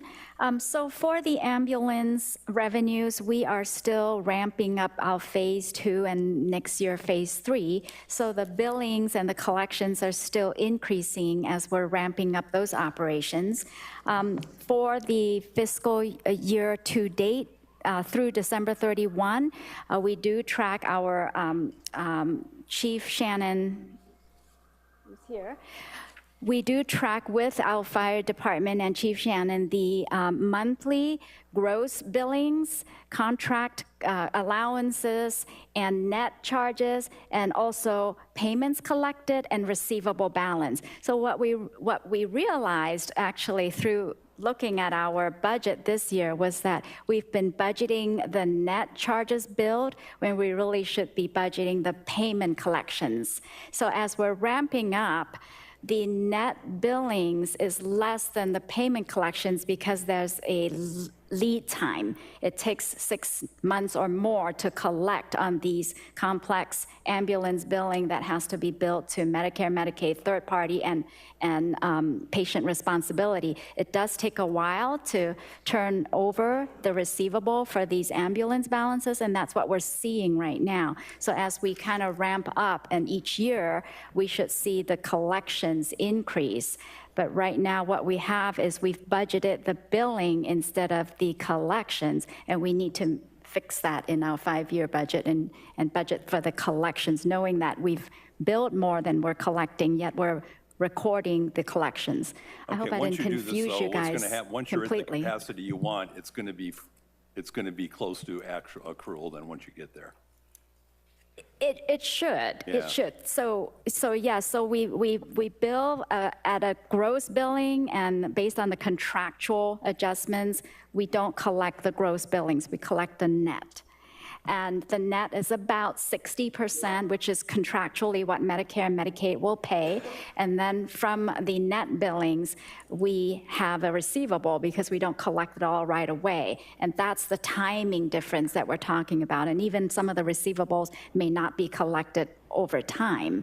So what we have in the budget, and that's why it looks so off budget, is because we budgeted the billings, but we really should be budgeting the collections. So I don't know if Chief Shannon wants to add to it. Chair and Madam Treasurer, I think you did a great job. So it's a matter of write-ups, write-offs, collectibles, negotiated contracts, and there's also a cadence of the bills going out and the collections coming in that includes anywhere from a 3-month to up, in some cases, up to a year-long negotiation back and forth, as you know, in the healthcare industry. So that, coupled with the phasing in of the ambulance program, includes some lead and lag time, if you will, for what you're actually visualizing. I think the best and easiest way to say this, that we will have a very clear picture of revenue prediction at about the 4.5-year mark, because then we will have had a full year of phase 3, and we will be pretty tight in terms of our revenue, our outstanding revenue as a result of collections. Are you doing your own billing, or are you using one of the third-party billing services that are out there that generally takes a certain percentage, 6-8% or whatever, and they take care of all the billing so you don't have to worry about the different laws and rules among different states and carriers? Commissioner and Commissioner Stevens, yes, in fact, we are using a third-party biller. We work with the city manager and the treasurer very closely to make sure that that's the best product for the citizens. Right now it is. We're going to continue in that lane, but I would say there could be a time where our system is sophisticated enough to bring that in-house, but that's not right now. And you really bill what you're expected to get paid, correct? We build to the capacity that the certificate of necessity will allow. There's an established state rate that is permissible, and we start there, and then negotiated contracts, Medicare, Medicaid, all of those things reduce that amount to a reasonable amount, which the treasurer references about 60% recovery on average. Because I'm one of those weird people that go through my Medicare statement every month and, you know, just to make sure there's nothing fraudulent on there. And I just had my meniscus repaired. You know, my surgeon billed $16,000 and got $1,600. Yeah. So, but you have that all taken care of. Thank you. Yeah, I'm just going to give you a heads up and a tip when using these third-party billing systems. What I've seen them do at this time of year when people are meeting their deductibles is they will see the EOB come in, they'll see the deductible has to be met, they'll write it off as a contractual allowance, and then never give you the ability to collect that. So just, you might want to watch for that where people write off the deductible instead of going after the customer for it. It's a January, February kind of thing. Thank you. If there's no other discussion on the budget to actual, I think we'll move on to agenda item number 5 for items to be presented at the upcoming meeting. Thank you, Chair Schweiker, members of the commission. So for the next 3 meetings, April 10th, 16th, and 23rd, our focus will be on the operating budget. Next slide. Much like the proposed budget binder we presented to the Budget Review Commission last year, we will have in those next 3 meetings, any follow-up items, if we made any changes to the general fund revenue projections that we just shared, we will provide those to the commission. And in our binder last year, we had the item 2, we had all those things listed, and we will have the same documents and same schedules or lists for you, which are lists of major budget assumptions and requests, revenues, and 5-year forecast for every single fund, department operating budget details.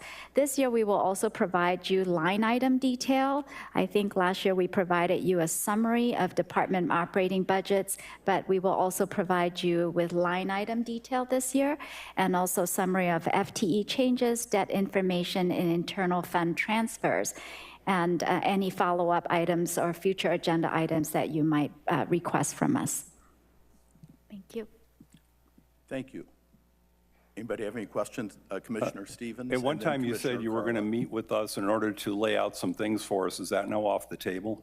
No, that is still happening. We plan to have the proposed budget binders, all this information available on April 3rd, and we will schedule meetings with each of the commissioners the week after that to help you navigate through and explain what each schedule is and what you're looking at. But we cannot discuss the budget, as that will be for public meeting, but just to help you navigate through all the pages and binders that you will receive. Commissioner Carla? Yes. Real quick, can you clarify the time of the meeting on the 10th? Because I believe there was discussion about that changing.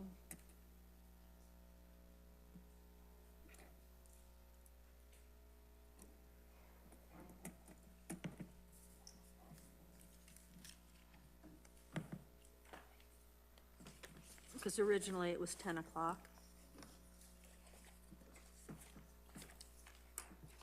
That is correct. It's listed as 10 a.m. So it's still 10, okay. And then the second quick thing is, at which meeting will the presentation on how Scottsdale's citizen services at Paiute, for example, have been impacted by the federal cuts? Yes, thank you, Commissioner Carla. You did request that. We do have a memo for you from the Human Services Manager, and we plan to provide that in one of those meetings. I'm not really sure which one right now, but Okay, thank you.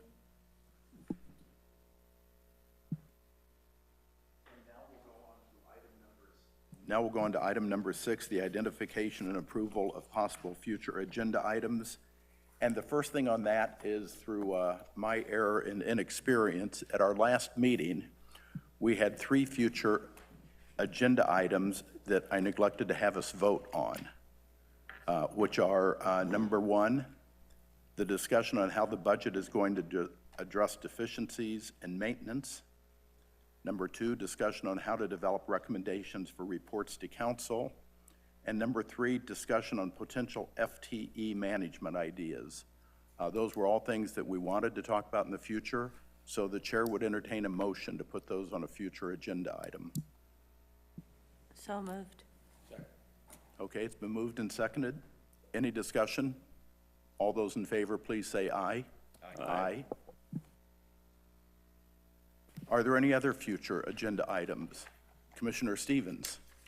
Okay. Now, as I understand it, the motion and explanation didn't go out to anyone, right? My motion and the explanation didn't go out to anyone, right? So I have to read that now. What I tried to do, folks, I tried to do a one-way communication just so you'd have a heads up and be able to prepare instead of hitting you cold in the meeting. But I was told I couldn't give you my proposed motion and the explanation in case you had any questions.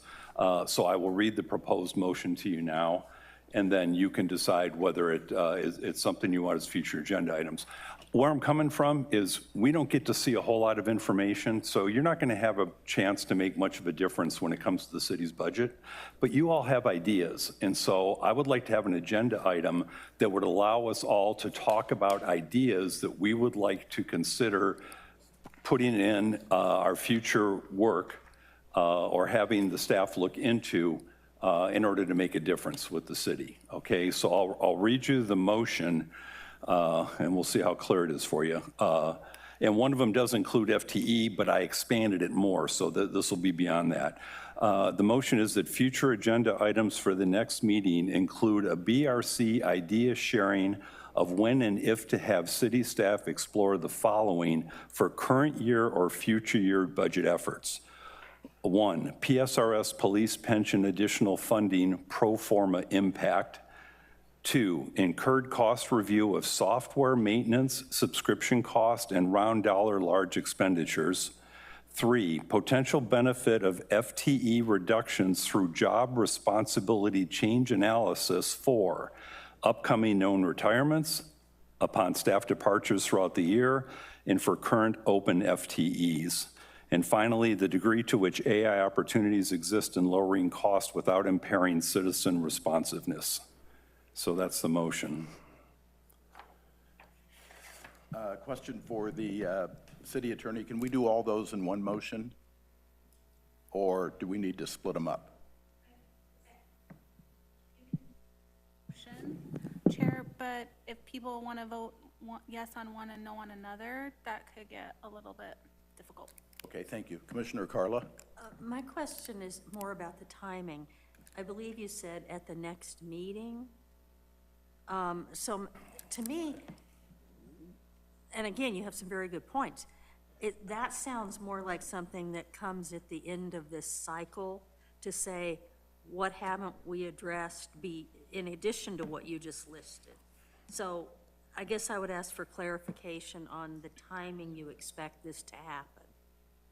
And what I'd envisioned is we had the discussion and then motions would come out of that discussion because this doesn't make anything happen. And that the motion might be, for example, we would like to have an analysis done of PSRS pension and report back to us at the next meeting, and we may have a recommendation. We might want to look at all the software maintenance contracts, but that's not going to happen next year. Why don't we think about that, making that a recommendation for future periods? But what I'm after, you guys have a lot of good ideas, but you don't really get a chance to kick them around with each other. And since you can't meet with people to find out what's really going on in the city details, you're not going to make a difference unless you start doing some of your brainstorming among each other. That's my belief.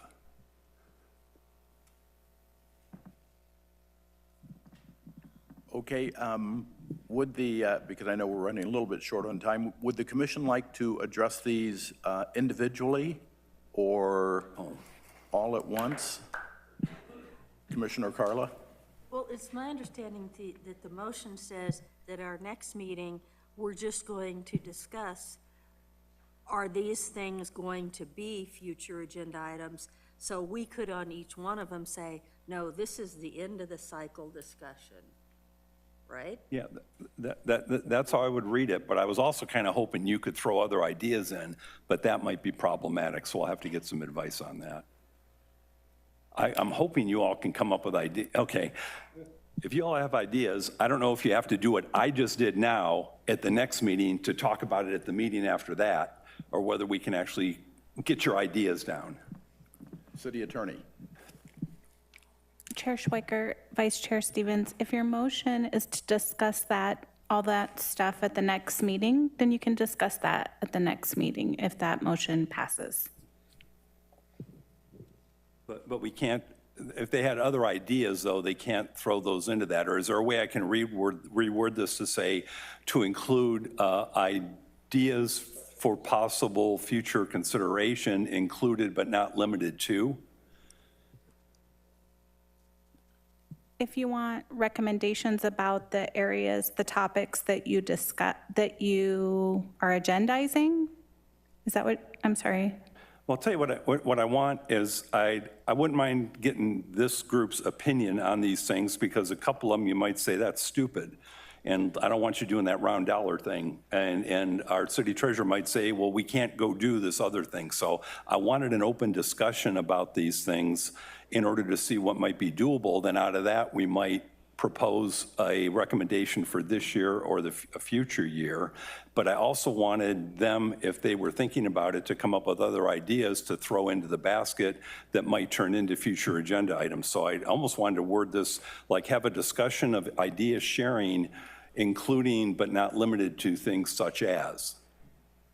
So if you want to have the, as you were explaining it, it sounds like your action statement would need to be there, right? Like it would be information, discussion, and possible action if it's going to be about the specific things that you've identified that you'd like agendized.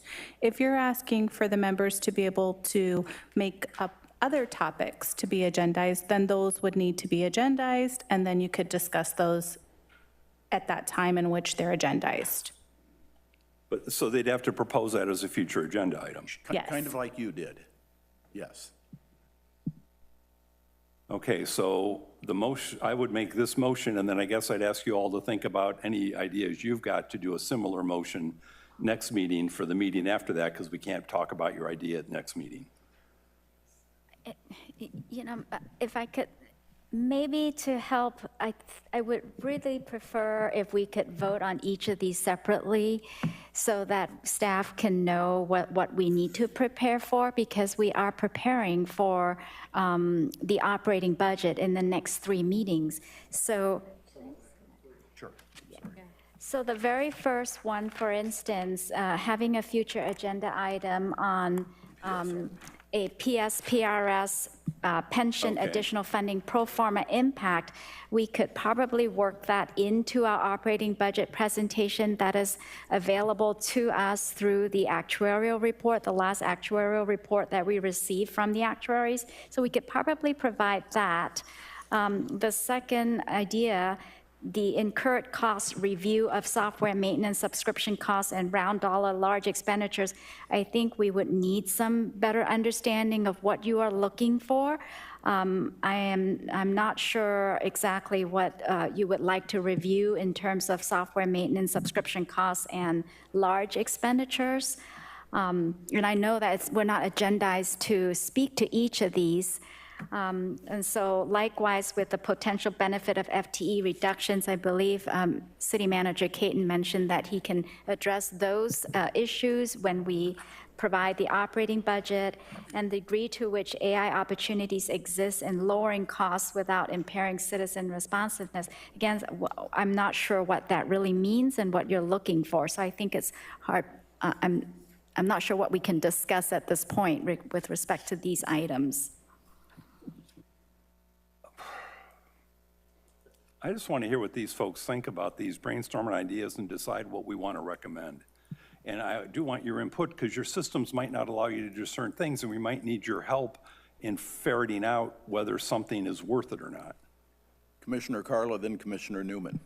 Well, I guess 2 things. Based on what the treasurer has just said, maybe it's not appropriate to have this at the next meeting, but to wait and see what is covered in the next 3 meetings, and then say, what have we missed?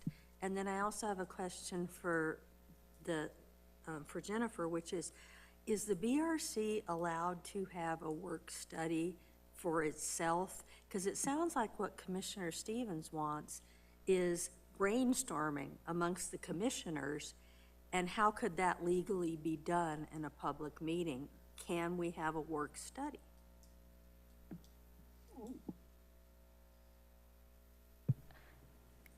For open meeting law, your work has to be done here in this meeting.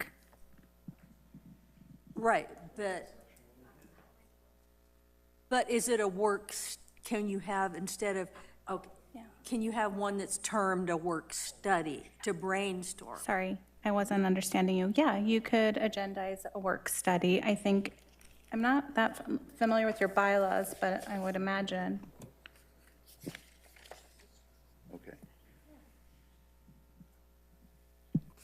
Wouldn't it make more sense to go through the next 3 meetings, see what is addressed on your list, what isn't, and then possibly schedule after this cycle a work study to brainstorm what hasn't been addressed? Commissioner Newman? What I kind of heard is there's five items that Mark pulled out, listed.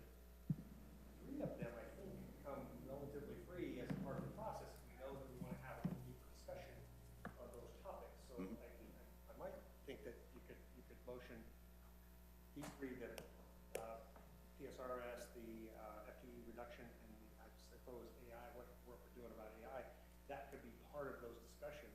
The other 2 sounded like they needed a little bit more depth and maybe a little bit more free-range discussion on, and maybe those get agendized either at a separate time or a separate I think we're still going to. agendized, and then we could have that discussion as a work study type of format.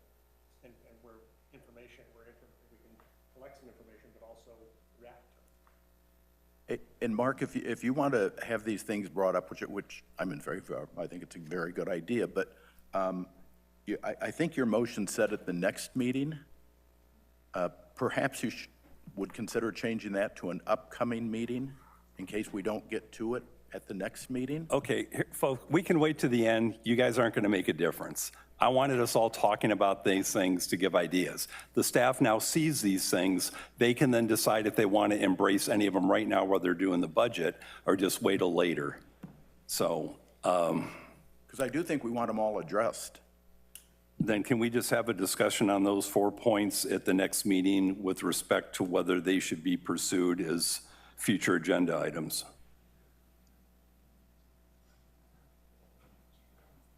Yeah, okay, so we will agendize discussing these 4 at the next Yeah. meeting. Okay.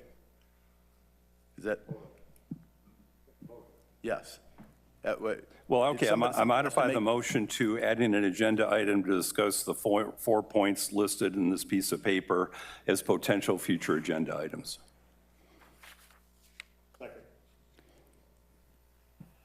I think, discussion? If I may, I think you might want to make a slight modification to your motion so that it's not just discussion, but also take possible action, because it sounds like you might vote and do other things. Sorry. Okay, I move that we add those 4 items as future agenda items for discussion and possible action. Second. Is there any further discussion? It's been moved and seconded. All those in favor, please say aye. Aye. Opposed? Nay. Motion carries. The chair would entertain a motion for adjournment. Seconded. Do you have to vote?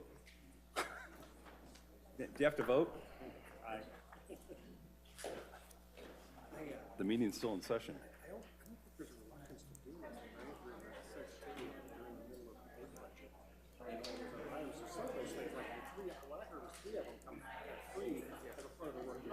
Right. Knock those out to taxes. The other 2, I was a little bit unclear on those, so I hadn't had a chance to read the details. But that was